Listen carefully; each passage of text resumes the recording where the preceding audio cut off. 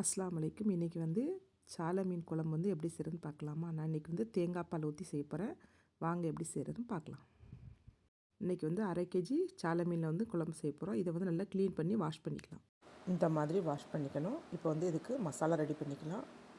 First வந்து ஒரு பவுலில் 40 கிராம் புளியை வந்து தண்ணியில் கரைச்சி வச்சுருக்கேன். இப்போ அதை வந்து ஃபஸ்ட் சேர்த்துக்கிடுவோம். மீடியம் சைஸ் தக்காளி வந்து ஒரு 5 தக்காளி பழமாக உள்ள தக்காளி வந்து அரைச்சி வச்சுருக்கேன். இப்போ அதையும் புளியோடு சேர்த்துக்கிடுவோம். அரை முறி தேங்காய் வந்து பால் எடுத்து வச்சுருக்கேன். இப்போ அதையும் சேர்த்துக்கிடுவோம். 2 ஸ்பூன் மல்லிப்பொடி,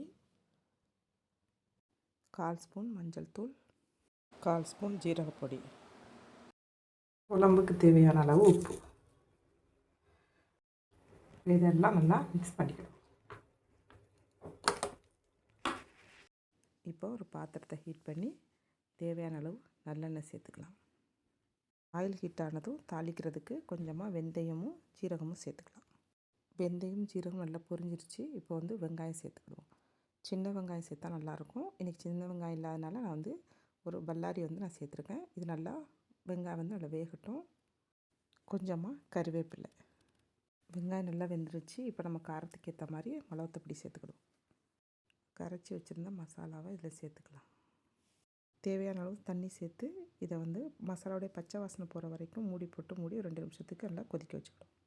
2 நிமிஷம் ஆகிட்டு மசாலாவோட பச்சை வாசனைலாம் போயிட்டு இப்போ நம்ம இதில் மீன் சேர்த்துக்கலாம்.